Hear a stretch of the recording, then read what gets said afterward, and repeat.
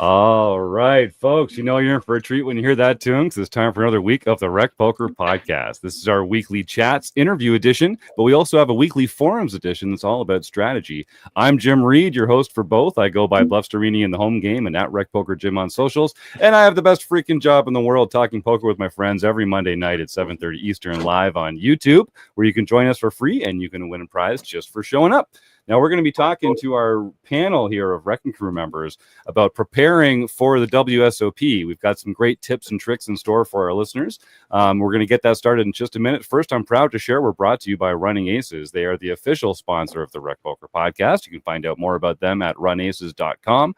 Most of what we do here is free. We're a largely volunteer-based organization, so we really depend on support from our sponsors and from our premium members who take part in our training material and study opportunities for only $22 a month. I want to actually give out a shout-out to some new premium members that we picked up over the last couple of weeks. Kathleen Gatellis. Kathleen, thank you for your support.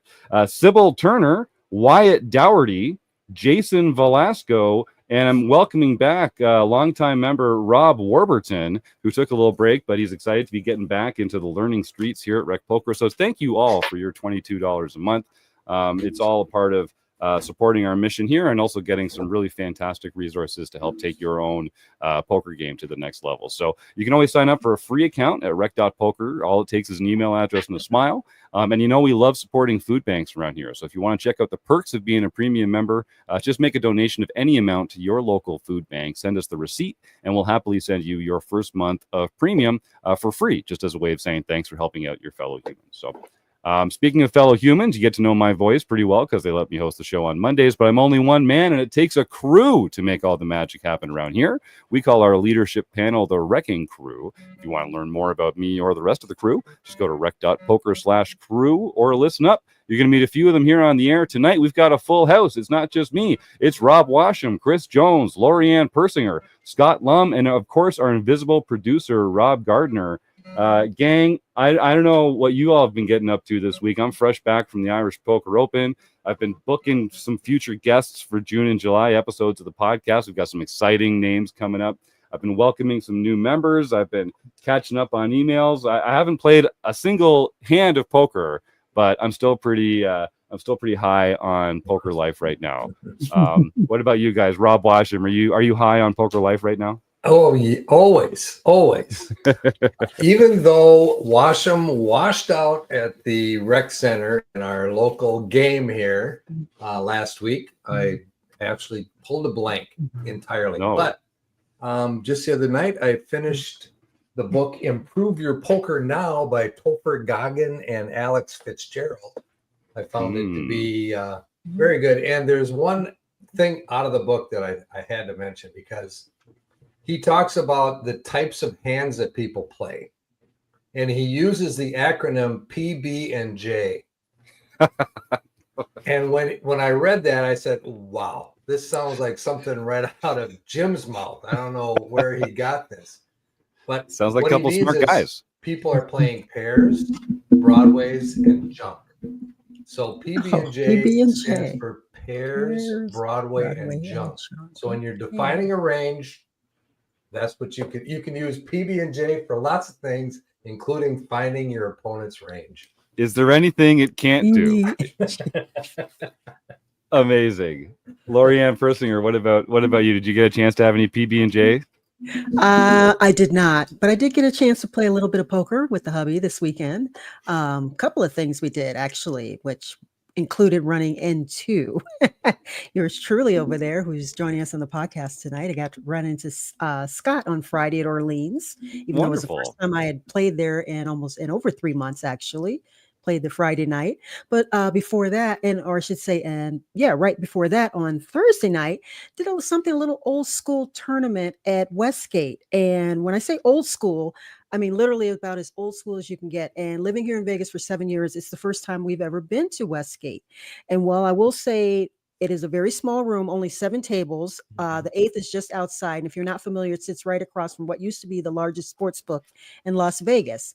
And low ceilings, and it's sketchy air conditioning, but what they do have, I would say, are very friendly dealers.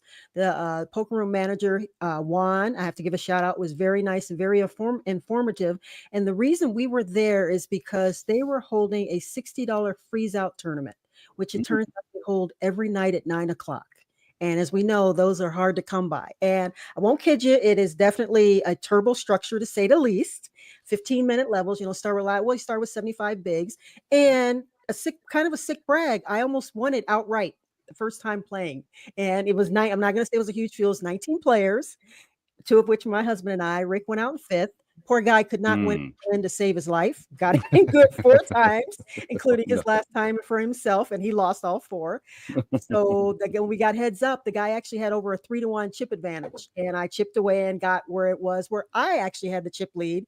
We get it all in pre-flop. I got 6s, he's got 5s. He flops a boat. Oh, so boy. We start all over, and then I get it in with ace-6 of clubs. He snap calls with ace-king. I flop a 6, river a 6.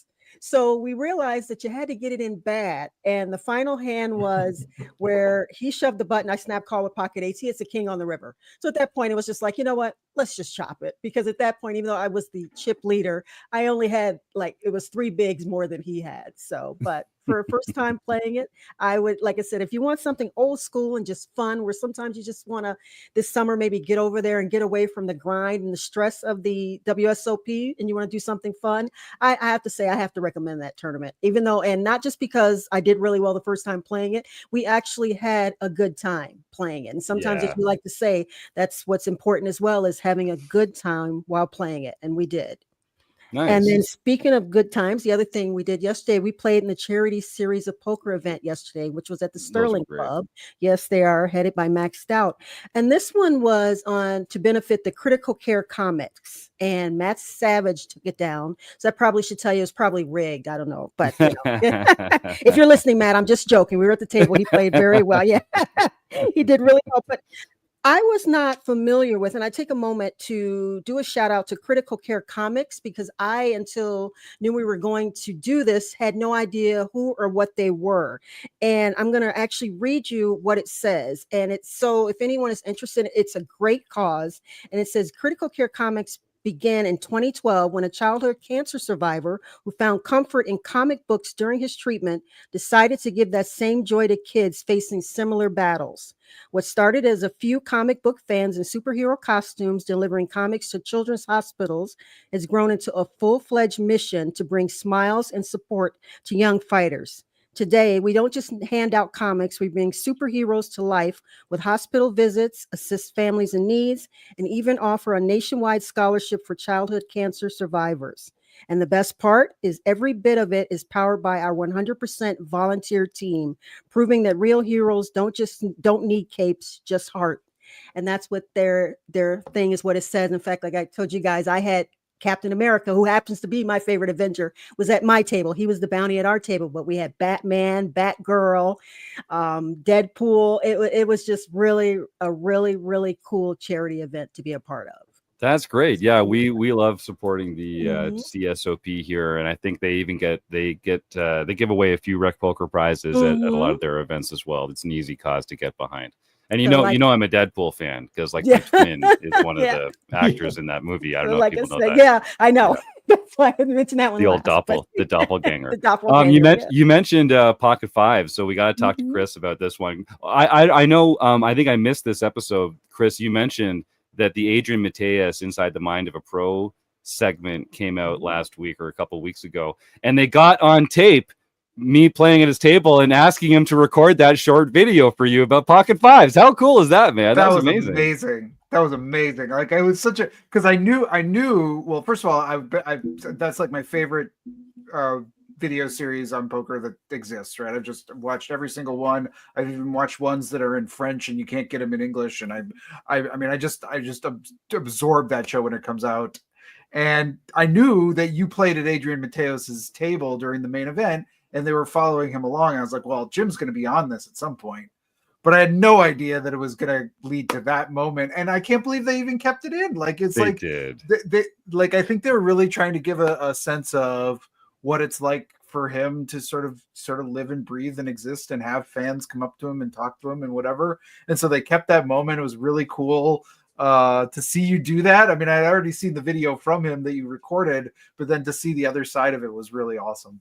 I'm so glad you got to have that. Yeah. And you're kind of turning into a poker celebrity in your own right. I know you're working with the poker guys on the breakdown with some cool stuff over there. Share a little bit of that. Yeah, no, that's been fun. I've been doing a lot of, in my day work, I do a lot of video work, and been doing some kind of moonlighting with them to do a little bit of video work, and they've been putting together some short video segments which are really fun. We're doing this segment called One Question. I bring a bunch of one single questions to them. They answer them in less than a minute or two. We post them online, and some of them are poker related. Some is like, how do you avoid tilt against the most annoying player you can imagine? How do you is Phil Hellmuth good for poker? And then some of them go a little afield. Like today we just had one that came out that was about what's the first word you'd want to, if you were captured by aliens, what's the first word you'd want to learn in their language? And it was that their answers there were really fun too. So they do that. It's a fun segment, and I'm enjoying it. So nice, good for you. Invisible producer Rob Gardner. The last time we talked, you were expecting a big lumber order. You're building a fence with your parents or something. Can you cast some light on these rumors? Jim, for all the people that say playing poker full time is so hard and it's such a tough job, I would take that for 10 years over 3 days in your shoes doing fencing and drywall and all this other crap they got me doing here. 9-foot panels that weigh about 200 to 250 pounds, carrying them, holding them up in place, trying to level them so that the position on the fence is there.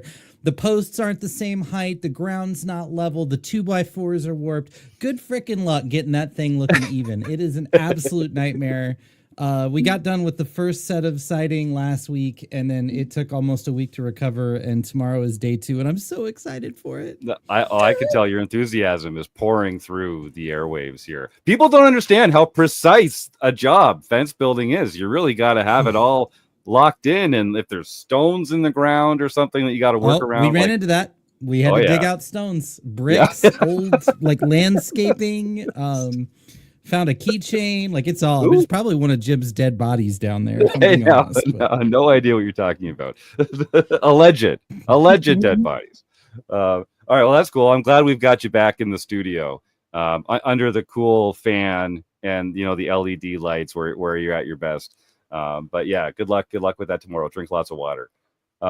Scott, you had a fun experience in your training over the last couple of weeks. Why don't you tell us about your own preparing for WSOP and some of the coaching you've been getting? Yeah, so in April, I've been spending a lot of time playing cash. So with the WSOP coming up in just a few weeks, I decided to start playing a lot more tournaments. But I had a coaching session with the RECing Crew's Mark Zhang, and I said, hey, look, I've been playing a lot of tournaments here in Vegas, but I'm cashing like 15% of them, but I'm not running deep. I'm not just min cashing. I'm going about halfway through, but I haven't made any of the final tables. So I asked Mark, what's it going to take for me to run deep? And so he gave me a bunch of great ideas about, during the accumulation stage of the tournament to be more aggressive. And what I found was I tend to play the same way in the early stage than I do in the accumulation stage. So he gave me a bunch of tips on how to be more aggressive, how to attack cap ranges, things like that. So for the past week, I've been studying about how to widen my 3-bet ranges. I found that I'm 3-betting way too tight. And so to add on some 3-bet bluffing and actually playing it both in cash games as well as in tournaments, just so I get some practice before I play in the bigger WSOP tournaments. So, if you're interested in stages, we're going to be recording a forums edition, which will come out later this month, on how to understand the different stages in the tournament. And that will be, one of the things we talk about is how to change your game based on what stage of the tournament you're in.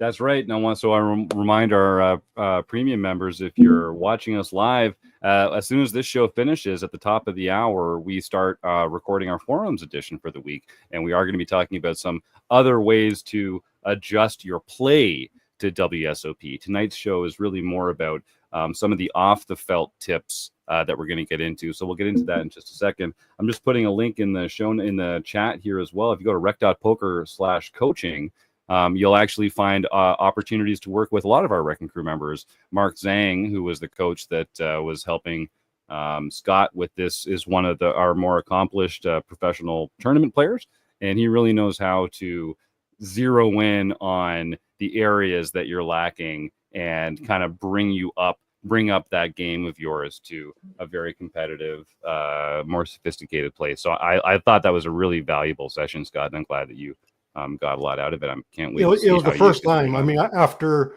many years of studying on my own, it was the first time I ever had a coach, and he immediately found holes in what I've been studying. Yeah, and we say this all the time, but like, if you think you're not ready for coaching, that's a fallacy. You know, it's not a question of getting your game to the point where then it's worth investing in a coach. Getting a coach just for an hour or two is one of the best ways to accelerate your learning and to get you to that point where now you can really make the most of it, and you can study more effectively, and you know what to study, and you're not wasting time on things that aren't relevant to your game. So I do encourage everyone, our RecPoker Crew coaches are extremely affordable, very experienced, perfect for helping beginner and intermediate players get to the next level. And if you go to rec.poker/coaching, you can definitely find some people that are just the right fit for what you're doing. So treat yourself, damn it. You got a big tournament series coming up. Maybe, everyone's got a birthday this year. There's something coming up that's going to make it worth it for you to dip a toe in. And it's not, we play for fun, but it's more fun when you win. So I'd encourage everyone to give that coaching a try.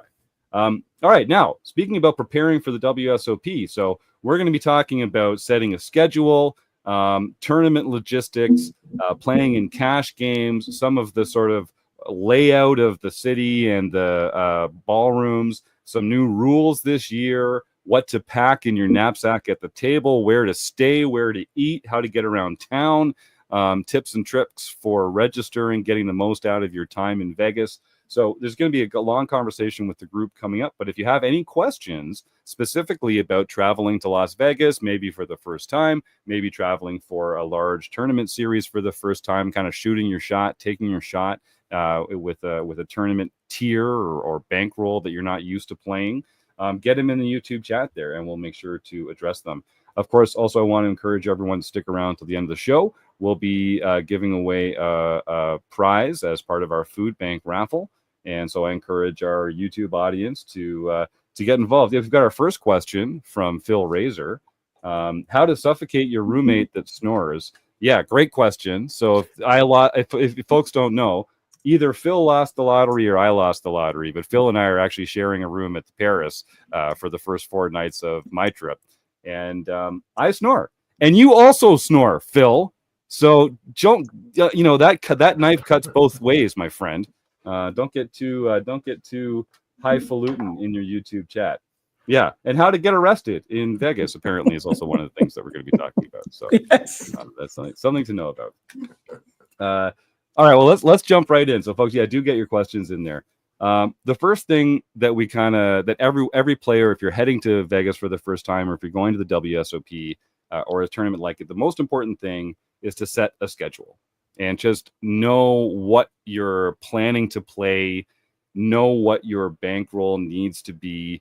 If you're planning on rebuying, if there's one with multiple day ones or multiple flights, and that's a big job, but it's something that you can really take on pretty easily. I'm going to share a couple links in the chat here as well. One of these is from Kenny Hallert, who was on our show recently, and that I think people know this is the Kenny Hallert schedule of tournaments in Las Vegas around there. The next link I'm putting in is from Kim Unger, who has her own spreadsheet that she's been putting out for the last several years. They're both fantastic resources. They're formatted differently, but they're great ways to isolate some of the different tournament dates and buy-ins and rebuy rules and that kind of stuff as well.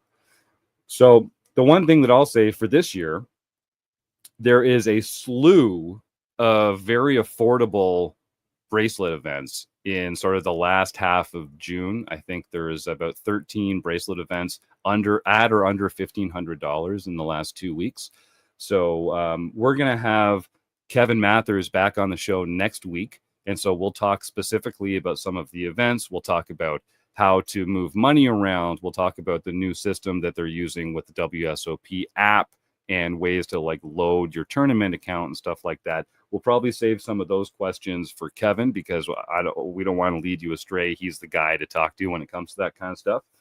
But we're only really just talking about WSOP tournaments, but there's so much more that's going on in Vegas around there.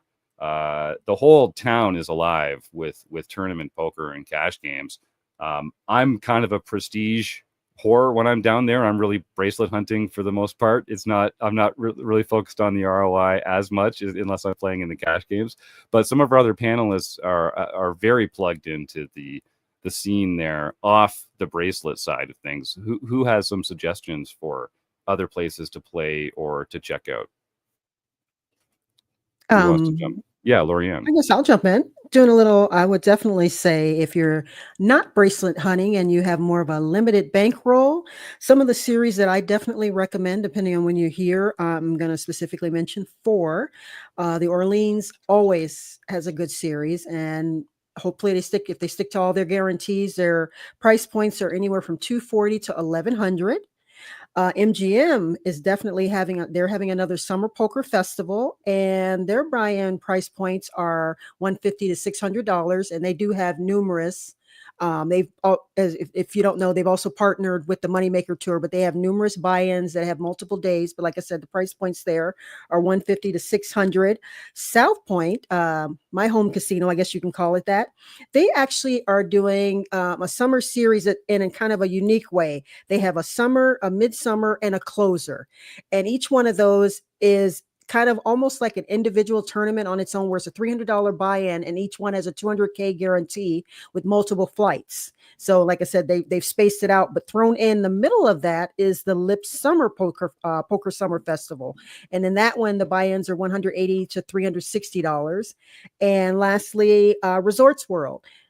They will be doing their daily tournaments, and which have buy-ins from 200 to 400. And I will say that Resorts World, don't be thrown. You'll see, and you might look at it and say, well, it's 200 and it's only a 5K guarantee or a 10K. They always blow well past those guarantees, because a lot of people come in and like the fact that you don't have to do multi-days. It's one-day tournaments with a good prize pool. So like I said, don't let that be a deterrent, because like I said, it's a good structure. It's always 30 minutes, and it's a great room. Unfortunately, where it's located maybe doesn't get the love that it should, and a great staff, and it's one of my favorite places to play. So that's what I've got to add. And Lori, don't forget the Golden Nugget down in downtown. I'll let you take that one, Scott. I know that's one of your favorite venues down there. Okay, I will let you take that one, Scott. No, it has a soft spot. Since the first time I ever had a significant cash in Vegas was at the Golden Nugget Summer Series. Mm-hmm. And it's a lot of fun. It's the only poker room in downtown Vegas. And they have a bar poker league championship at during the series. So you have a lot of recreational players going to downtown to play there.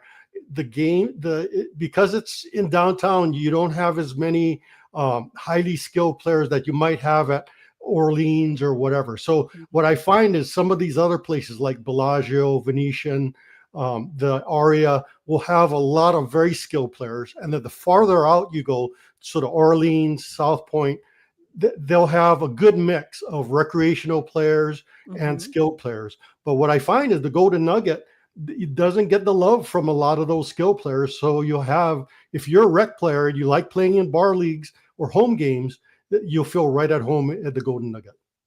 Yeah, and don't mind Rake. Yeah, that's right, Lorianne. You were saying no, Lorianne. You did some comparisons to various venues down there, and you found that the rake was a little higher there. Is that correct? Yes. Well, in that price point, it was absolutely by far the highest rake for the price point in the tournaments that I've mentioned. So maybe hopefully they've tweaked it this year a little bit, but of course you won't know until the series or the schedule comes out and I start watching or looking at the payouts. But again, Michael Miller is asking, do they have a higher rake? Yes, Michael, they do. Considerably higher than the other poker rooms. I did an article for Poker.org on that specifically on that topic last summer. And the thing about it is, in some ways, I think it sucks because for their buy-in and what they guarantee, it's a great ratio for, I can't remember off the top of my head what they are, but like I said, considering the buy-in and the guarantee, I would, based on that alone, would recommend Golden Nugget, and I have in the past, until I started looking at how much rake they were taking. And that was only in the no limits. It wasn't the other ones like the Omaha and the other mixed games. They didn't take that high of a rake. And that is something, if you're down in Vegas for the first time, some of the different rooms will have like a drop for promotional stuff, like a high hand or a bad beat. Some rooms don't have that. Some will have a higher rake for some cash games than others, or for some tournaments than others. And it's something that I think a lot of recreational players don't pay attention to. But you are kind of giving up a bankroll edge a little bit if you're playing in rooms where less of your entry goes into the prize pool than in other rooms. It's just kind of, the rake is something that we all should be considering. And like I said, that's the only reason I can't. I'm sorry, I didn't mean to talk over you. Go ahead, Scott. Yeah, and just one other thing. So if you are in Horseshoe, don't forget the dailies. So they're not bracelet events, but in one of the other ballrooms, there are a lot of dailies, like several times a day. So they have senior events, they'll have, all different price points. And those are great tournaments to play in as well. Yes, actually, I agree. Forgot about those. One of my personal favorites are the dailies. Yes. And what's nice about those is that they're often full of angry people who have busted out of bracelet events. So the charisma levels might not be through the roof, but there's a bunch of people making really stupid mistakes. They're all pissed off about stuff. So the tilt levels are high, which can be good for you. And there's a lot of satellites to the various buy-ins. So all different ranges of satellites to buy into the bigger events. That's a great point.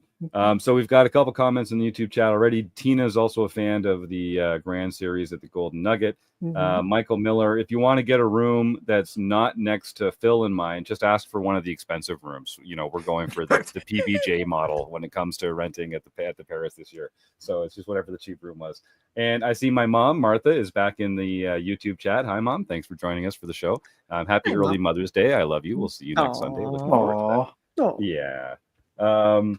So now we were talking about, so not just WSOP bracelet events, but other tournament events, the dailies. But let's also talk about like cash games. So I love playing cash in Vegas in the low stakes. It's not, the rake's much better down there than it is up here in Canada. And again, you still get all the angry, busted tournament players making huge mistakes, but you also get people just coming in and looking to have a social time and not commit too much, like a bracelet event or something like that. The Venetian has a new room, which is nice. The Winds, a phenomenal poker room. Beautiful room. The Paris has its own cash games right there in the same ballroom where a lot of the tournament events are happening.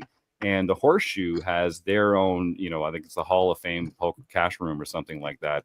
The one thing I will tell you, the lines are obscene. And so it's really important that if you want to go play some cash, you got to call into the poker room and get yourself on the cash list. Or better than that, download the Poker Atlas app or the Bravo Live app.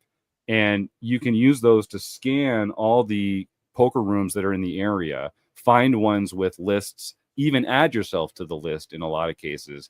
And then they'll hold your name for about an hour or 75 minutes, something like that, before you have to show up in person and say, no, I'm really here. But that can cut a lot of time I will say, don't just show up to a place that you want to play cash at and expect to sit, because it's not going to, you're going to be sitting for a long time.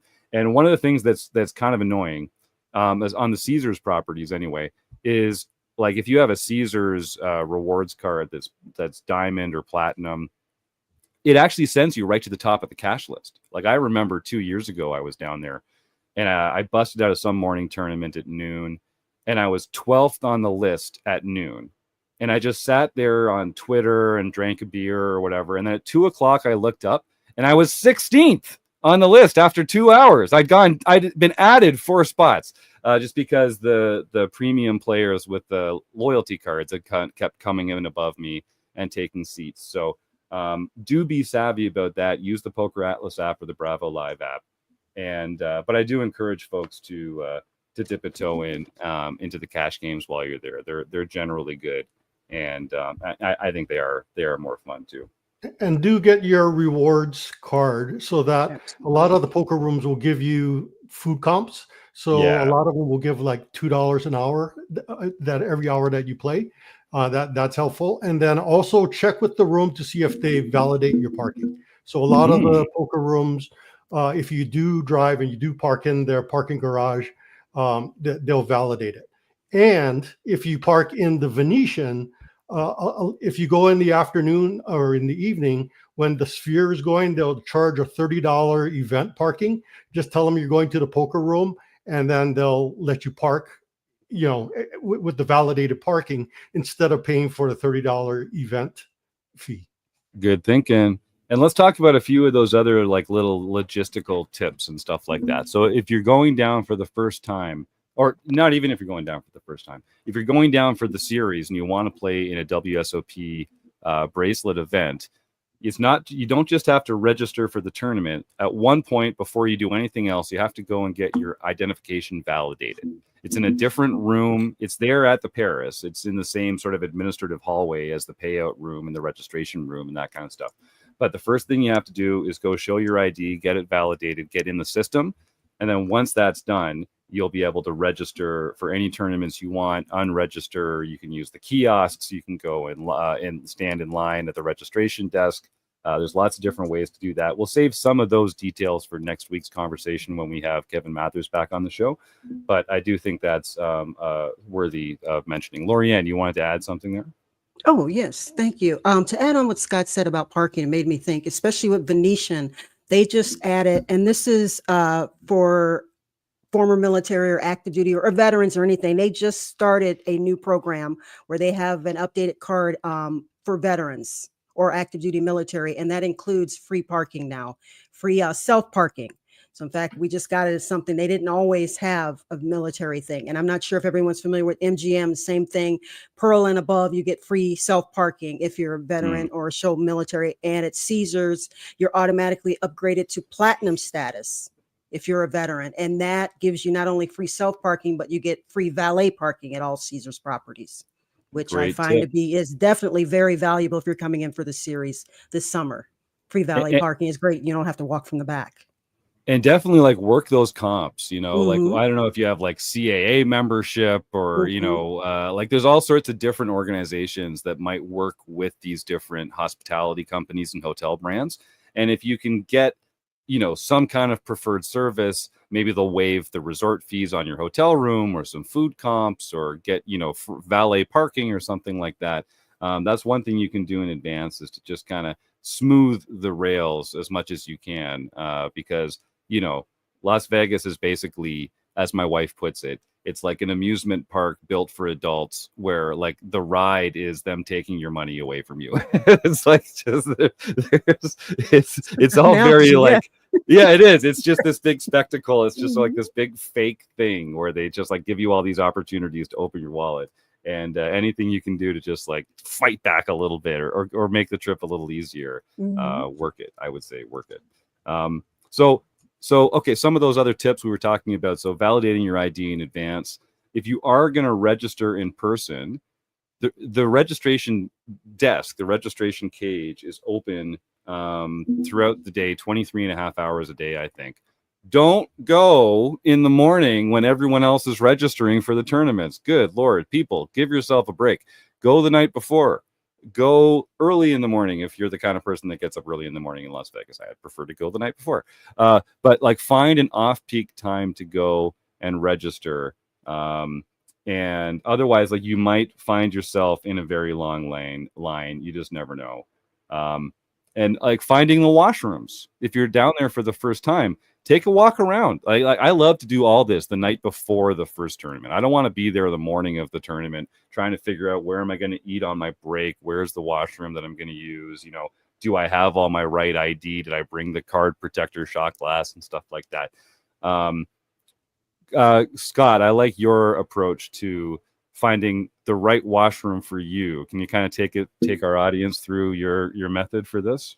Yeah, so I find a washroom that I like a lot, that is a ways from the room, and I just make a beeline while everybody's kind of queuing in the restrooms nearby. I head straight toward the one at a distance, away from all the different ballrooms, and I just walk through my mental process. I'm evaluating the hands I've played. Evaluating my mental state while I'm walking to the restroom, and then do the same thing on the way back. Prepare myself. What am I going to do in the tournament when I get seated back in? Game planning. So walking at a distance is good. Then I don't have to, number one, wait for the long lines, but number two, it gives me some time to really mentally download and prepare for the next upcoming session. Yep, I like that. And it's true. I mean, so folks, the breaks are basically, they're usually, again, we're going to talk about bracelet events here. Most of the breaks are 20 minutes long. So if you can, you can stand in line at the washroom that's just outside the tournament room. You can be one of 200 people all lining up to use the urinal. Or you can walk for 4 minutes, have a washroom all to yourself, walk back in 4 minutes, and then you've got 12 minutes to do your business and, of course, wash your hands and, take a moment of silent reflection, whatever else you enjoy as part of that 20-minute break. But it sounds silly, but it's an edge, just like we're going to talk about planning your meals after this as well.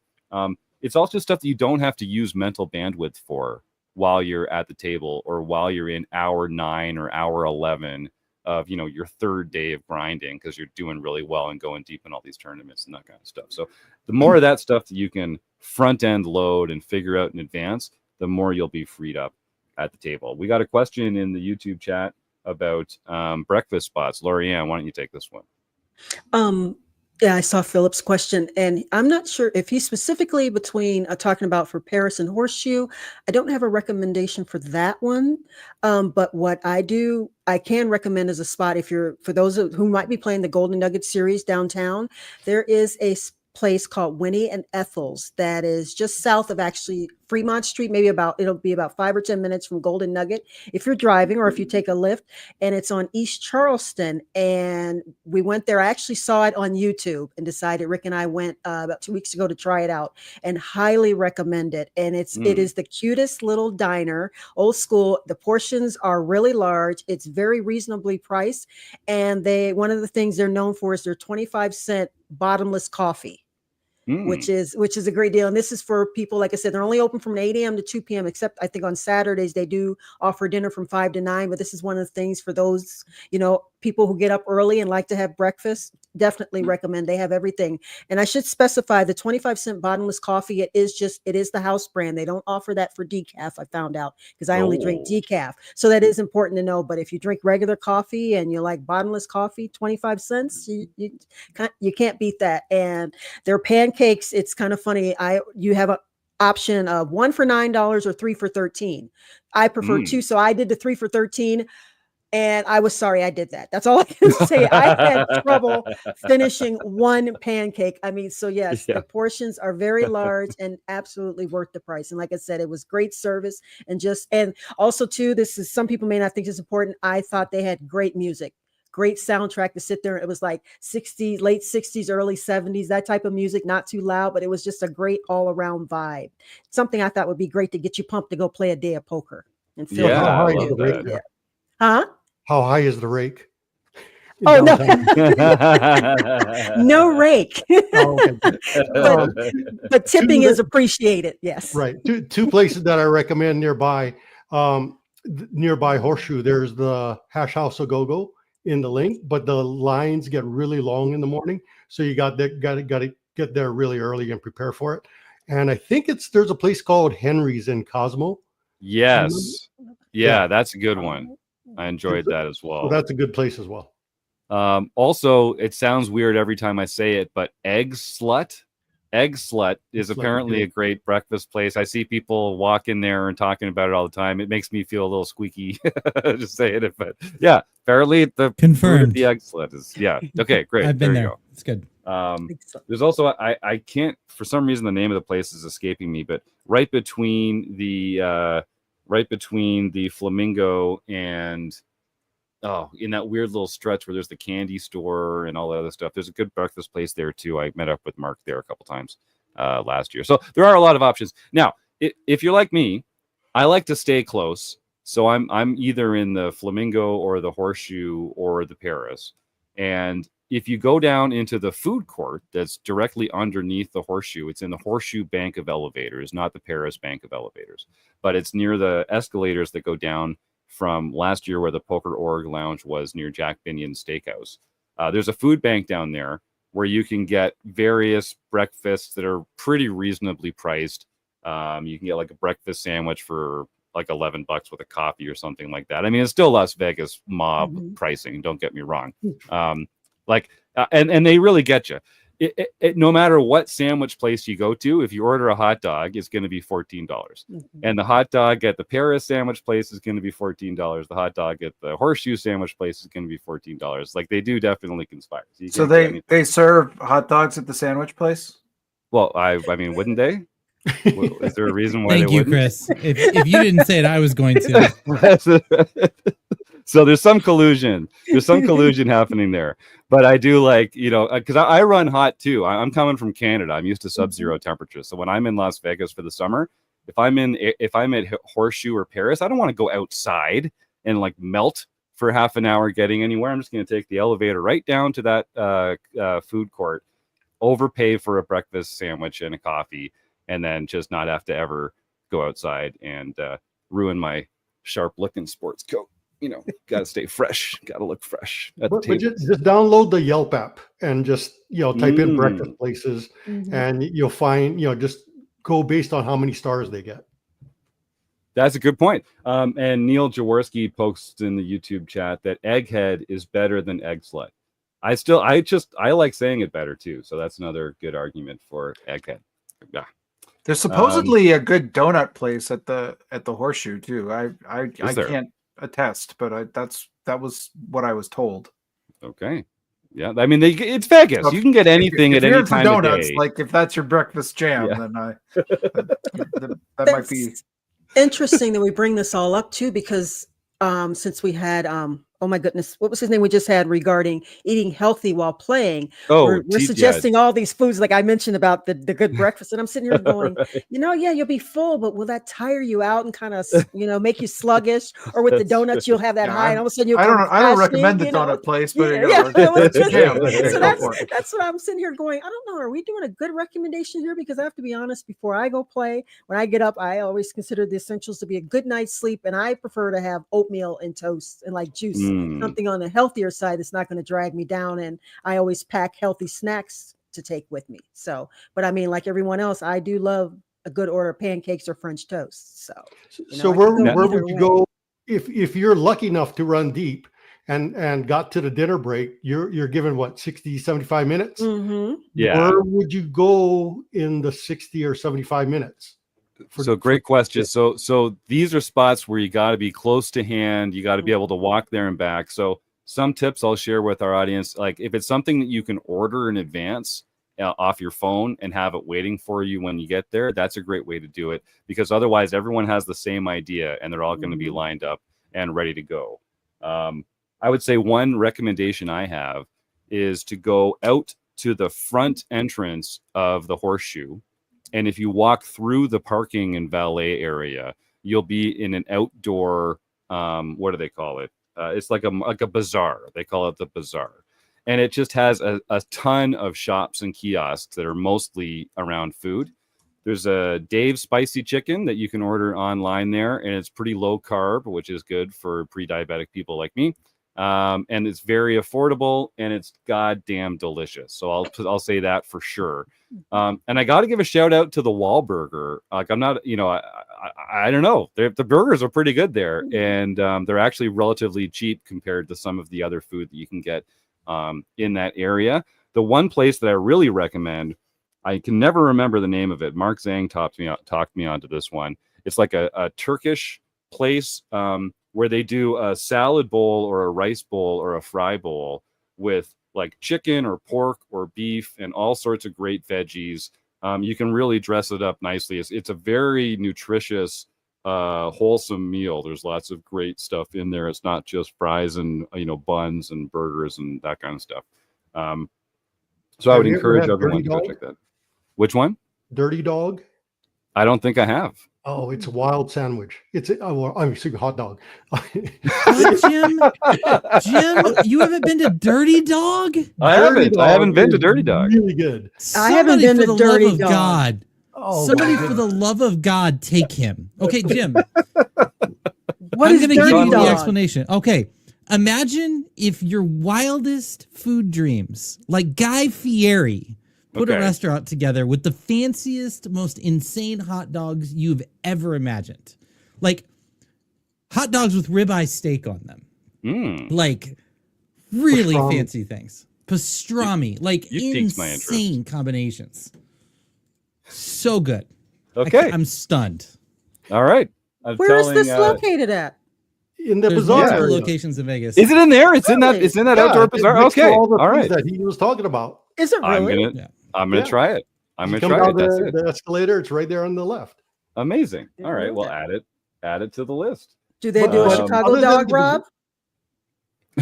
They do multiple Chicago dogs. Oh, there's only one Chicago dog, but still. Well, you can get them in different sizes. It's insane. Jim was talking about the food court. So the food court is an option. It's relatively, you have a Subway. It's nothing fancy. There's a Johnny Rockets down there. There's a Italian, fast food Italian thing.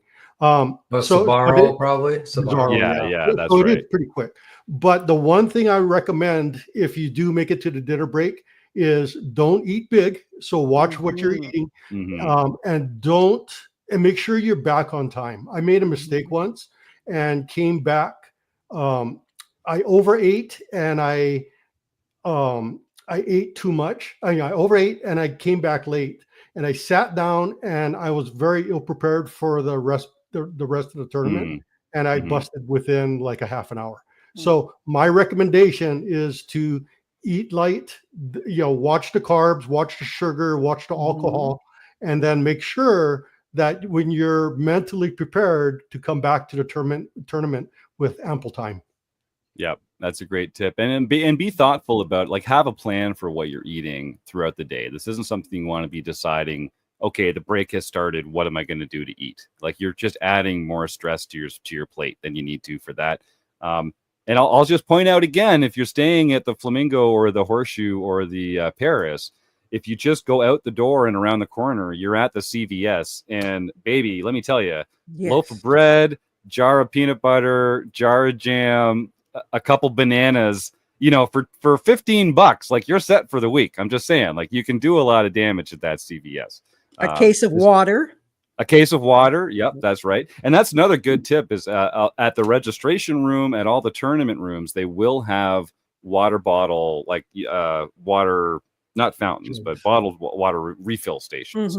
And so bring down something like a great big cool, insulated bottle that you can refill from time to time, and do take advantage of that, because it's hot outside and it's dry inside with the AC on there all the time. So if you're not keeping yourself hydrated, you're gonna be in trouble. Let's talk a little bit about sort of the layout. Then we're gonna do one more quick YouTube break, and then we've got some more questions lined up. I see we're getting some great stuff in the YouTube chat here. So just kind of like the layout of the area. So it can be a little confusing. There's one main registration room, that's in the Paris area, and that's where most of the tournaments are happening, is in the Paris ballrooms. That's also where the cash out desk, the safety deposit box area, a lot of those admin spaces, the GG VIP lounge and all that other junk is going to be over there. But some of the tournament play is going to be at the Horseshoe, and you have to go through the Horseshoe smoking area, as I call it, which is the table games section, and then down into sort of their convention area. And so it's really important when you're looking at your registration slip that you note the color of the table that you're at and whether it says Paris or Horseshoe, because there might be two different table 492s, but one of them's in the Paris blue section and one of them's in the Horseshoe black section. And they will not just they won't be understanding if you show up and try and sit at the wrong table, just because it has the same table number. And I want to point out, so Scott mentioned knowing when to come back from your break. So it's super important. Set an alarm on your phone. If it's 20-minute break, set it for 20 minutes. If it's a 75-minute break, set it for 75 minutes. And I also like to just take a photo of the table that I'm at, because if my table's broken earlier in the day and I've been moved to a new table, I won't have that hard copy on my slip to remind me to come back to that table. So just take a photo of the number. Chris? And I'll just add, this is new to me too, but I think it's going to be new to everybody this year. If you're playing in the WSOP in a bracelet event, they're requiring everybody to use this WSOP Plus app.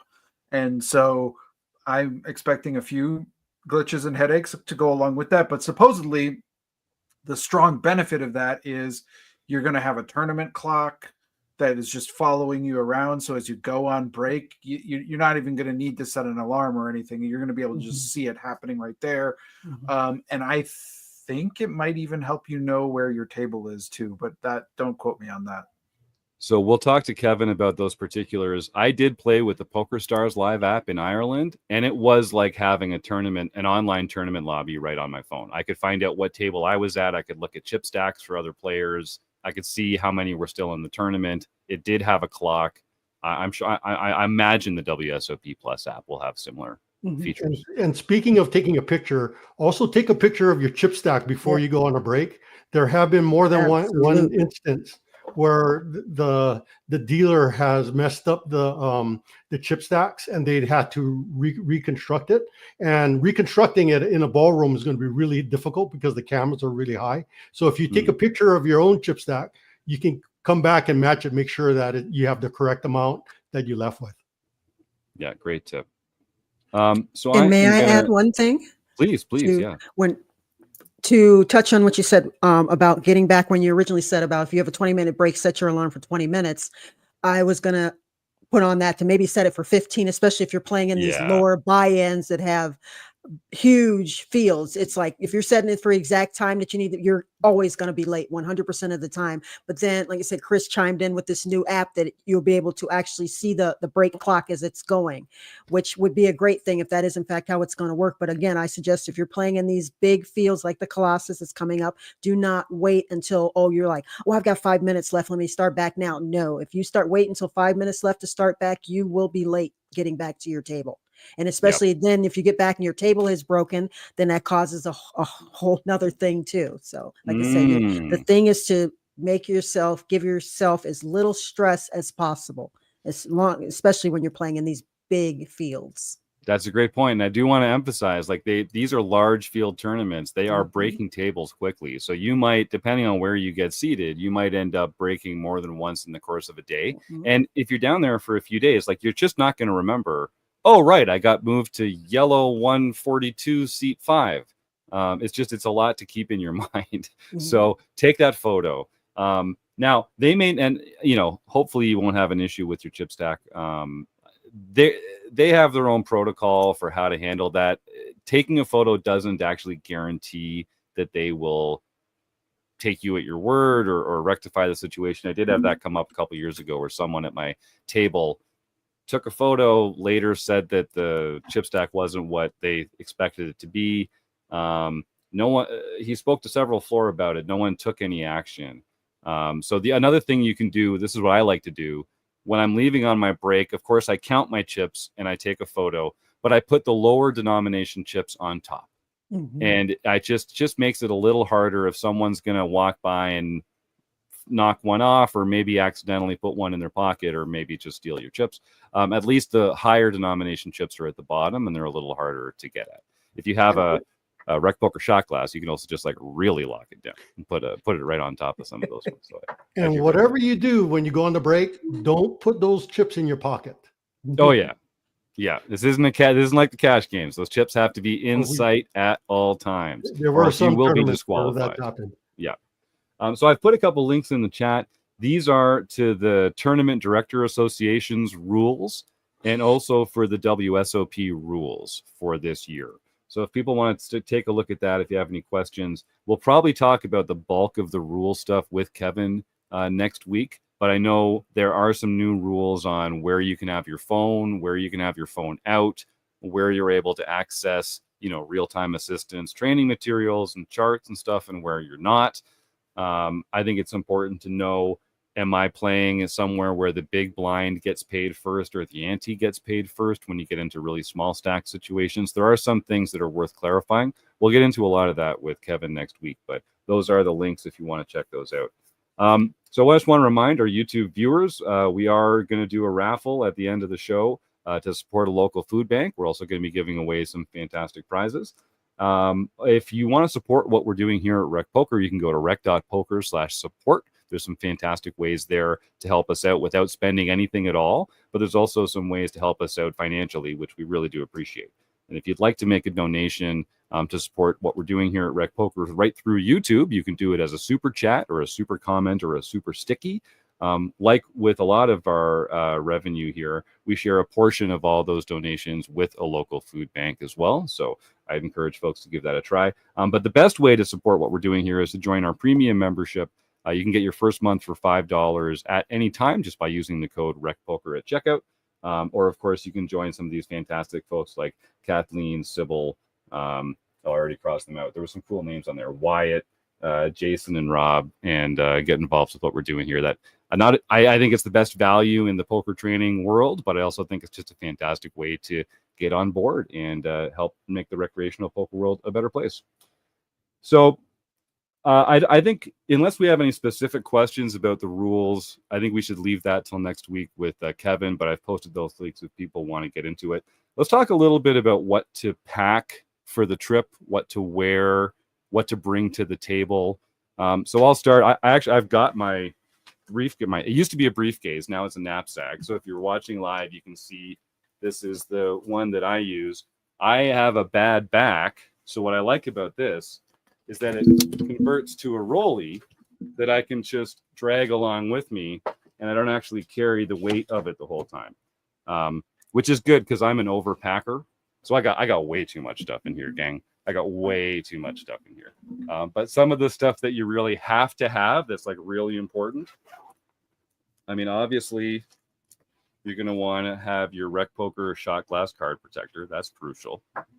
But a phone charger and a cube. You're going to be playing, if you're playing cash, you're going to be in some luxurious cash room where they have all the tables hardwired and you can just plug your charger right in there. But if you're playing in a bracelet event, you're going to be in a room with like 2,000 set up poker tables in a ballroom, and there is no wiring there. So you're going to have to bring something like your website amp sponsored phone bank, battery bank. That's going to make things a lot easier.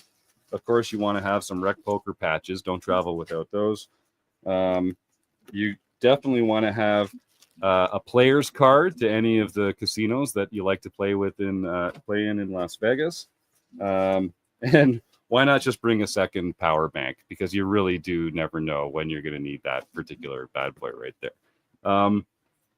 We talked before about sort of having something to use to be able to keep water in. The reason people ask me why I do the peanut butter and jam sandwiches and the bananas, one of the things I like about them is that a banana, you don't have to touch the part that you're eating, because if you're at the poker table, it's like this perfect situation, this perfect storm for disease vector. You've got an international community of people all sitting at the same table, breathing the same air as each other. We're all touching the same chips and cards.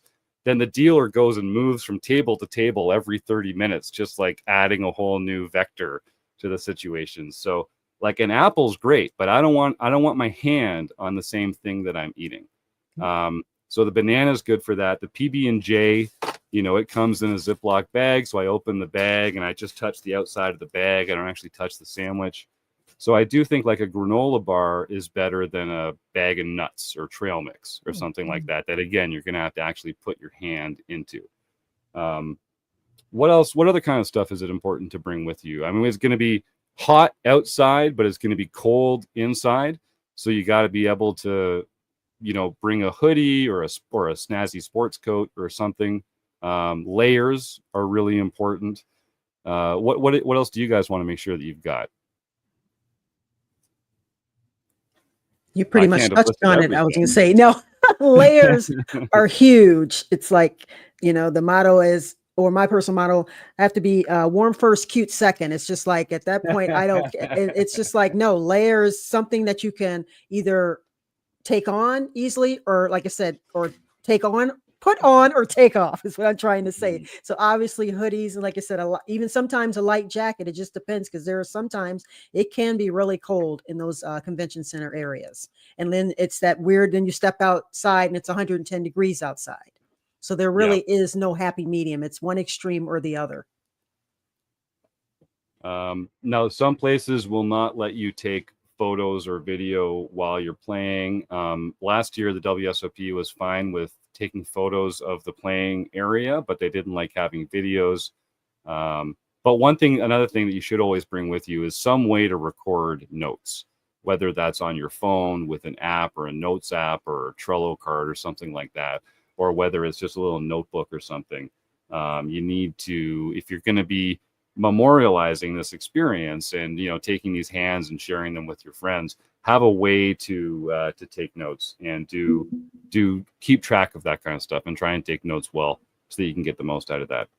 And the one thing that I bring is a money wallet. So you could be bringing hundreds of, if not thousands of dollars with you to the hotel. So you want to make sure that you just don't carry it in your wallet. So I got one of these little money wallet things that I can put in, around my waist. I travel with it. So when I'm on the airplane, I have it with me, and it just makes it more discreet with the way to travel with your money. So you got to remember, you're coming to Vegas and you have to keep your head on a swivel, because as much fun as it is, as much as entertainment and parties and all this sort of thing, there are a lot of people that are watching out to make a quick buck.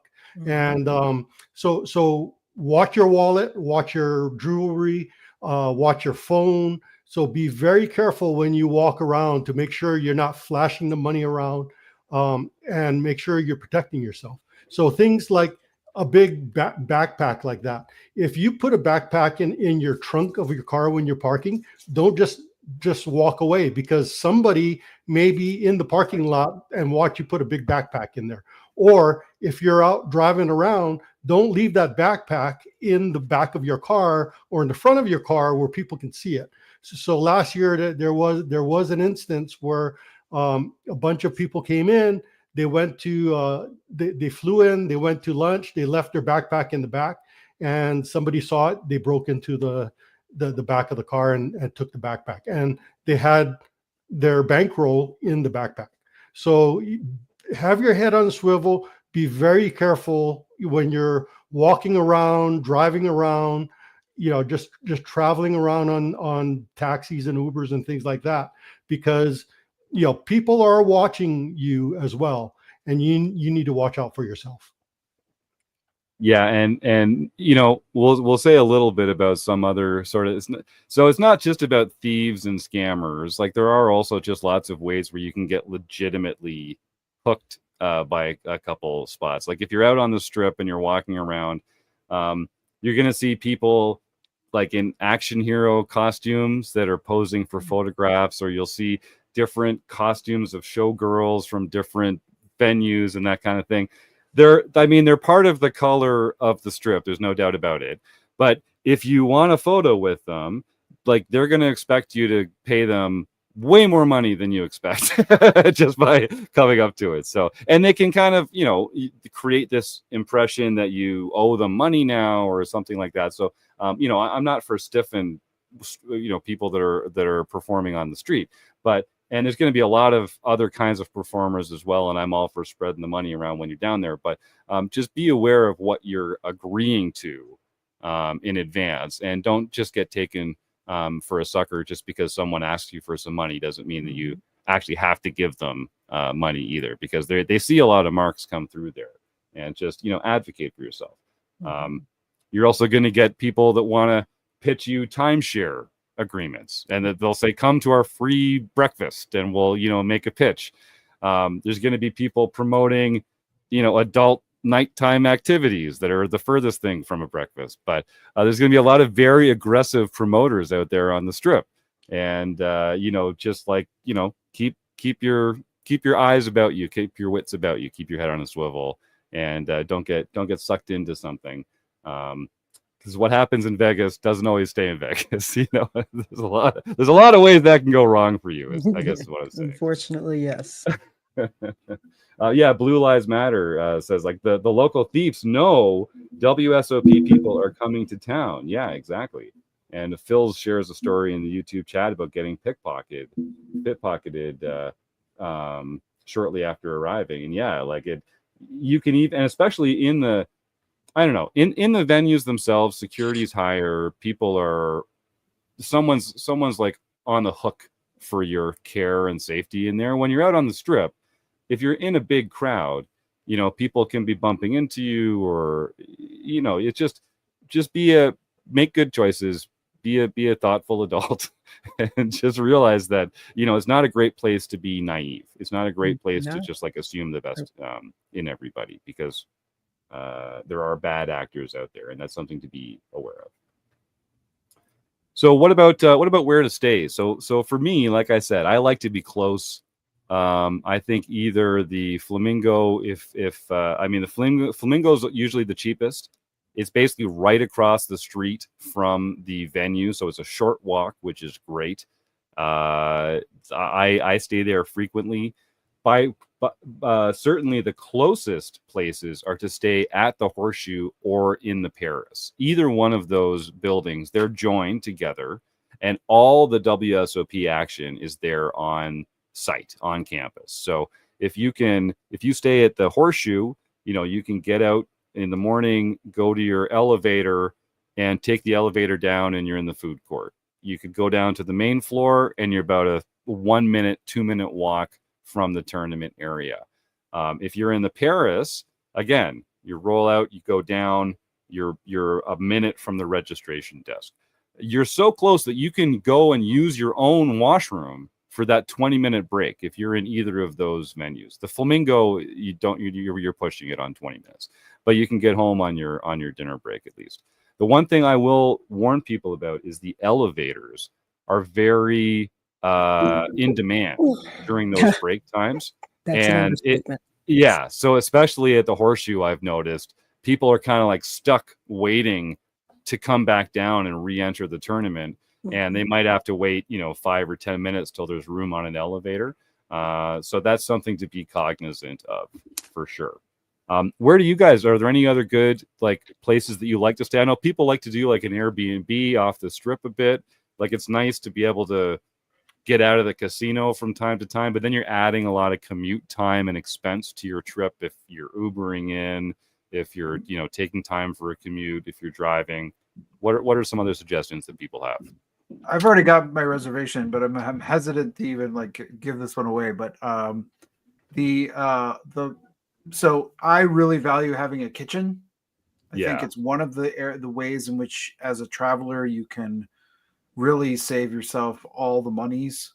And so I'm willing to pay more for the room that has a kitchen that I can then save on food, especially the way Vegas food prices are. So anyway, the Platinum Hotel is 1 block away from the Horseshoe.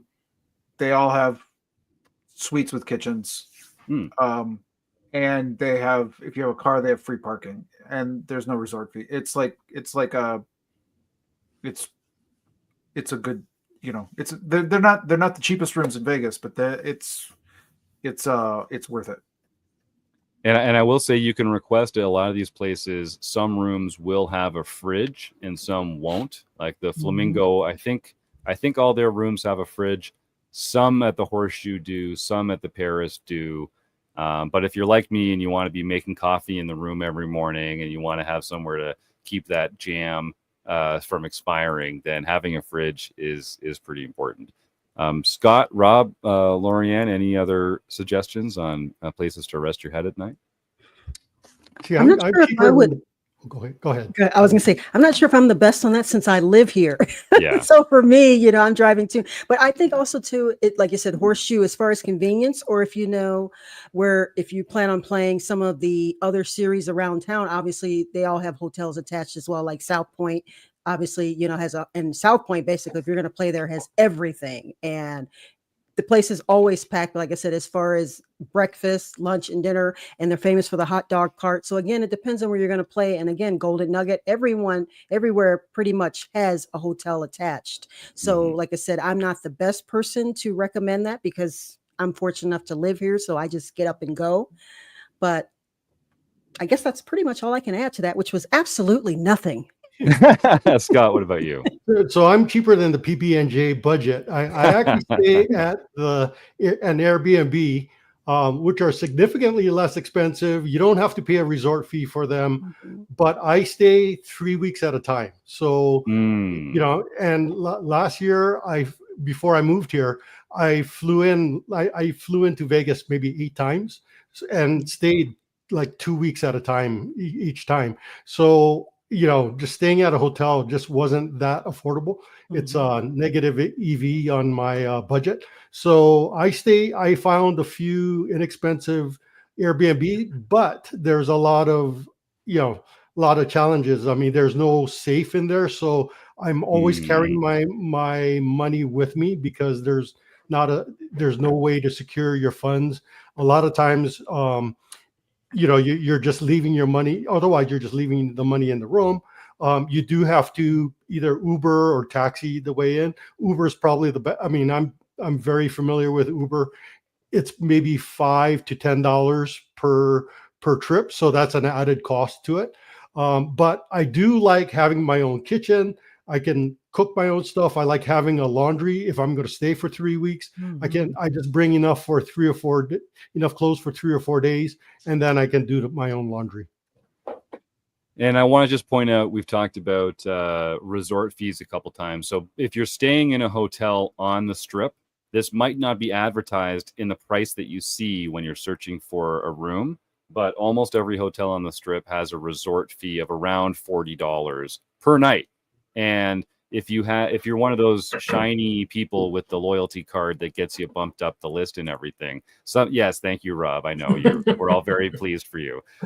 They'll waive that resort fee. So that's a huge saving right there.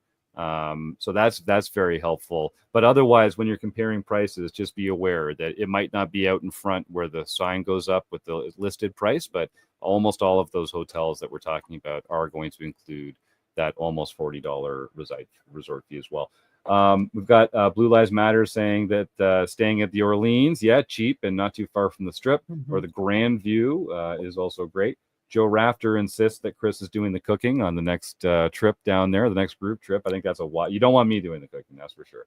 And then, we got to get Carlos on the show, get him back to talk about some tips for really staying cheap. Although he's practically married up now. I think he's like a regular human, like the rest of us now. He's out of the van and he's probably like eating whole foods and everything. He's been out of the van for a little bit there. Yes, he has. Yeah, exactly. No, he's softened up. The man softened up. All right, well, we're getting close to the end of the show here, so I think we're just going to jump ahead. A couple really important things that I want to mention. So again, if you're playing in bracelet events, you need to have your player's card. You need to have an approved ID that you've gotten validated in advance, and you need to have your registration slip. Don't try and sit at a tournament without those 3 things. So when you go to register, whether it's at a kiosk or in person at the cage, they're going to give you 3 pieces of paper One is the dealer copy of your registration slip, and one is your copy, and then one is just a receipt. So you might need to hold on to those receipts if you're going to be filing taxes later because you make a big score. I keep an envelope with all my registration slips throughout the year from American casinos, but you're going to have to hand that dealer copy over to the dealer when you get there. So remember those things. And Scott had mentioned having like a money belt or something. I'll mention this. If you're going down, they do offer safety deposit boxes at the cage for WSOP. There's a fee. It's not that cheap, but not only do you get to just dump all your cash into it and never have to worry about walking around with money, they also let you register for tournaments at the safety deposit box kiosk. So there's only 100 people in all of Las Vegas that have a key to a security box. So the lineup there is never anywhere near as big it is as at the registration cage. So it's another little tip. If you like working with cash, consider getting the safety deposit box. Not only do you get the security of that, but then you never have to line up for another tournament. Scott, did you want to add something there? Yeah, make sure you get your Caesars card before you even stand in line, because I see a lot of people, they're standing in line, they get toward the end and say, oh, do I need a Caesars card? And then they have to, go get one made. So make sure you get that first thing done. And then the other thing, Lorianne was talking about, registering the night before. The other thing is when you get the registration slip, make sure you have a seat assignment, because on some of these big events, you can register the night before, but you don't get your seat assignment until the actual day of, and you have to stand in line. So that I registered the night before, but then when I got there, then I didn't realize that I didn't have a seat assignment. I had to stand in another really long line. I waited 2 hours once, just because I got there right on time, and I had to wait in line for 2 hours just for the seat assignment. So make sure when you register, check to make sure you have your seat assignment. If you have that, great. But if you don't, make sure you get there early. And Hubie's put a similar comment, and there might be a tournament with multiple flights, and maybe you said very clearly, I want to enter flight 1B, but they heard you say 1C, and so they give you a ticket for 1C. So make sure that you check the date and the flight information on there as well. Lorianne? And I was going to also add that we're primarily focused on the WSOP, but with regards to your player's card and ID, there's a lot of other series around town that also require that as well, a photo ID when you sit down. Definitely, if you're going to play at Wynn, they absolutely require that. And I think Venetian, but WSOP is now not the only place requiring an ID when you sit down with your tournament slip. So, folks, start typing the words food bank in the YouTube chat if you haven't already. We're going to do a draw in just a moment. Rob Washam, you are RecPoker's Santa Claus. What cool little gift do you have in your big sack of toys for our members today? I was almost at a Somsky there. Sorry about that. Well, someone had to. Martha noticed immediately that John wasn't here, the poor guy. But thanks for maintaining the tradition. Yeah, it's nothing fancy this week. We're just giving away a free month of RecPoker Premium. And if you're already a member, you can choose a free month from one of our learning partners. But we'd also like to introduce to our audience a new learning opportunity from Dara O'Carney and Barry Carter. That's right. Simplify Poker Academy. We're updating our RecPoker resources learning partners, and we'll have more information on our site very soon. And they also have a study materials available at their original website called simplifypoker.com. And if you use the code RecPoker, you can get 10% off any of the products on their website. So a couple new exciting things. Dara's always been a friend of the show. He's actually a RECing Crew member, and he's going to be joining me this Wednesday for the Q&A that we just finished the book Beyond GTO. So definitely a friend of the show. Dara and Barry, good friends of Jim's. He runs into them at the Irish Poker Open every year. So take advantage. Yeah, do it. They're great guys, and they're great poker minds, and they have their heart in the right place when it comes to community as well. I know that they're going to do a wonderful job with Simplify Poker. And if folks want to go to rec.poker/partners, you can find all our different learning partners that we work with to help bring their premium material to our premium members. It's just how everyone wants to support what we're doing here at Rec Poker and help make the recreational poker world a better place. So all these fantastic organizations want our members here at Rec Poker to be enriched by their material as well. So like I say, head to rec.poker/partners and you can find more information about that, including very soon a new link to Dara and Barry's Simplified Poker site. So that's great. Looking forward to that. So yeah, type the word food bank in. We're going to do our draw in just a minute. The last thing we'll talk about today, some sort of tips that some mistakes we made the first time we went to a big tournament. We're used to playing in our local card room. So things like acting out of turn. There's not a dumber feeling in poker than when you act because you weren't really paying attention. And it turns out the person to your right hasn't acted yet. Or I've even flipped my cards over thinking that the action was concluded, but someone still had an action to take. And now they know what my hand is. Like, boy, that's a dumb feeling. So just like the dealer is your friend. And listen, not all the dealers at the WSOP are going to be top caliber because there's never been there just aren't that many good dealers in the world for all the tables of poker that are being dealt. It's where a lot of players it's where a lot of dealers start and they get trained and they learn from mistakes. Mm-hmm. So first of all, be very kind to your dealers, please, players. But also, they're going to try and they're going to help and run the action. And usually they're going to be looking at whoever's turn it is. So if you look up at the dealer and they're not looking at you, just look around a bit and make sure it's your action before you take your action. Similarly, responding to the board. That's not something you want to do. You don't want to see the board come out 8-3-2 and be like, oh, damn it. I folded 8-3. Yeah. Oh, why did I fold? Yeah, exactly. That's not good etiquette. It does give more information to the people at the table. The one that I see a lot is players that the bets, there's a 2,000 bet in front of them and they want to raise to 5,000.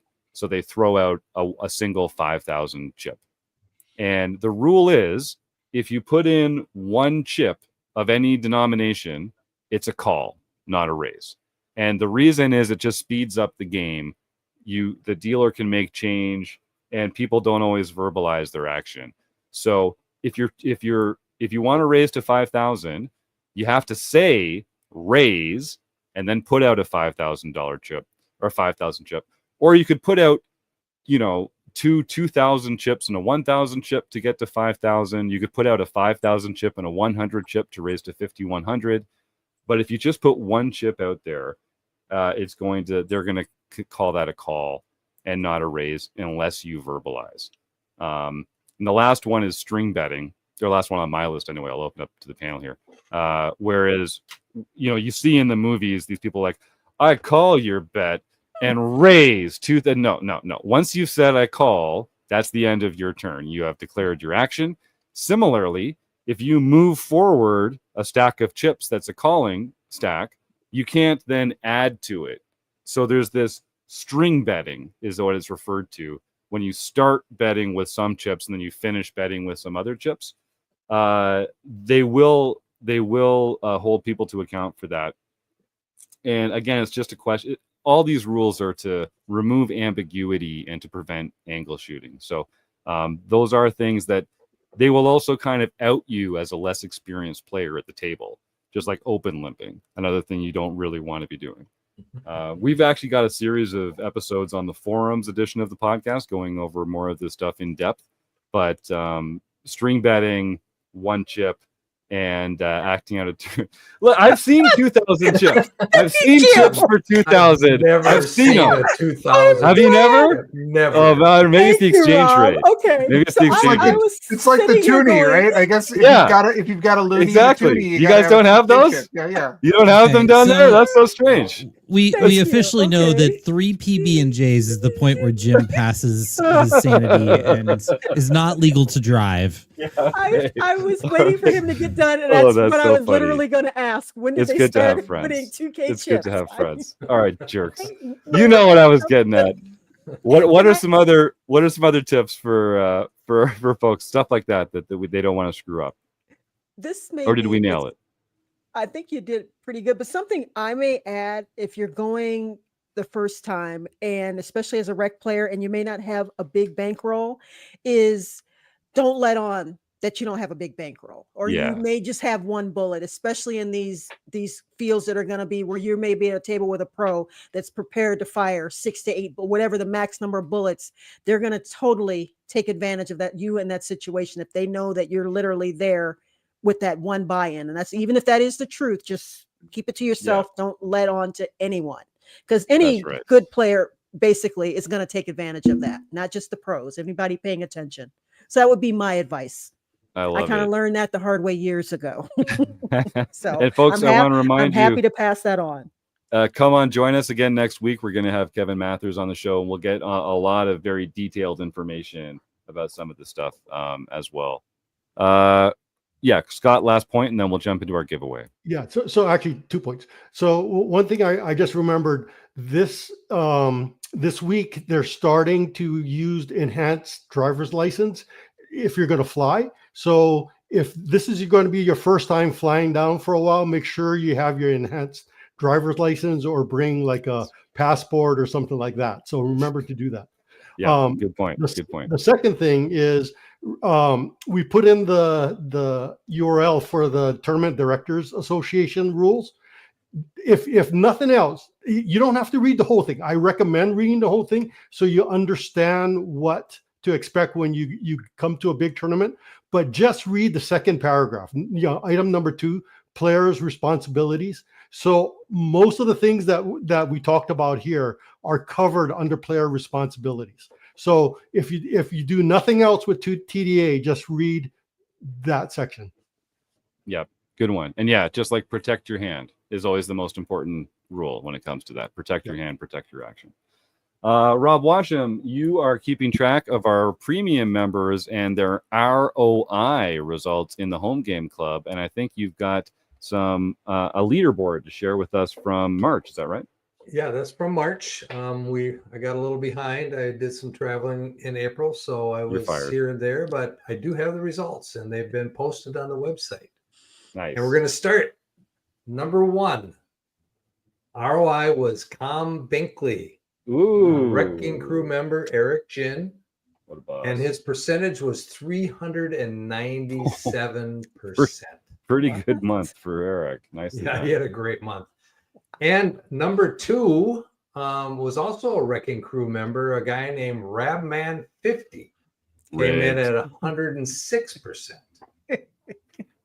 And but now the rest are all premium members, and we're going to go through, and some of these members, the top 3 of these members have all been consistent book study members. We have Now You Said It, who's in the chat. I saw him in the chat today. We have 7 High 11.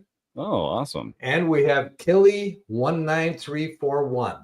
That's 1, 2, and 3. And those 3 guys are in my book study just about every week. So maybe there's something to that. Yeah. And then, of course, we have Maddie Bumple, came in 4th from our premium members. And old friend of the show, Max Chaos 2112, came in at number 5. No, wonderful. So who was the winningest premium member? Because they've won a fantastic prize. Now You Said It. All right, man. I'm going to dox him. Joe just keeps Joe winning. Rafter. All he does is win around here. So, Joe, send me an email, jim@rec.poker. You have won the chance to join the show for an upcoming guest of your choice. So send me an email. I'll let you know who the guests are coming up. This is another perk of being a premium member here. If you play in our home game club, if you have the top ROI for any month, you have the chance to win this fantastic prize and come enjoy the show. But Rob Gardner, you're running our scoreboard month by month, which is also available to all our premium members to come and share their victories with us. Why don't you tell us what's been going on with that lately? Look at that. Look at that. We had $44,000 in cashes in April, puts us over $255,000 for our premium members in 2025, on pace for just over $765K, but expecting a big bump over the summer. So a million is still not out of the possibility. We set records for final tables at 84 was the most final tables we've had in a month, and wins at 16 was the most wins we've ever had in a month. So things are coming along nicely right there.